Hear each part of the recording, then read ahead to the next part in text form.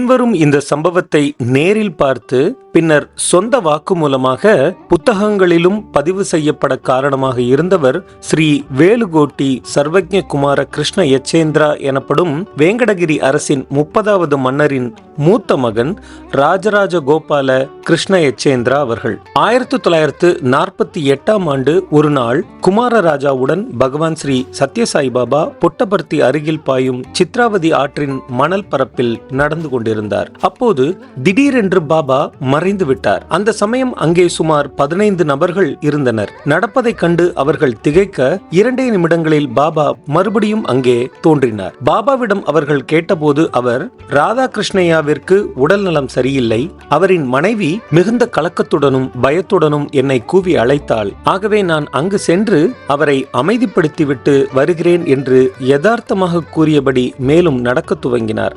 எப்படி 2 நிமிடங்களில் பாபா சித்ராவதி நதிக்கரையிலிருந்து பழைய மந்திர கட்டிடத்திற்கு சென்று திரும்பி வர முடிந்தது என்ற விஷயம் அவர்களுக்கு ஒரு புதிராகவே இருந்தது. ஆற்றங்கரையிலிருந்து ஊருக்குள் திரும்பிய அவர்கள் ராதாகிருஷ்ணய்யாவின் மனைவியிடம் என்ன நடந்தது என்று விசாரித்தனர். அவர் சொன்னார், நான் என் கணவரின் உடல் நலம் மோசமானது கண்டு பாபாவை பிரார்த்தனை செய்தேன். உடனே அந்த நொடியில் பாபா நேரடியாக இங்கே தோன்றினார். எனது கணவரின் தலையை பிடித்துக் கொண்டு படுக்கையில் படுக்க வைத்தார். என் கையில் இருந்த ஹார்லிக்ஸ் கோப்பையை வாங்கி அவரை அருந்தச் செய்தார். அடுத்த நொடியே இங்கிருந்து மறைந்து விட்டார். அது மட்டுமல்ல, மீண்டும் சித்ராவதியிலிருந்து திரும்பி வந்த பிறகு என்னிடம் என் கணவரின் உடல்நிலை பற்றி விசாரித்தார் என்று நன்றியுடனும் பக்தி பொங்குவும் விவரித்தார்.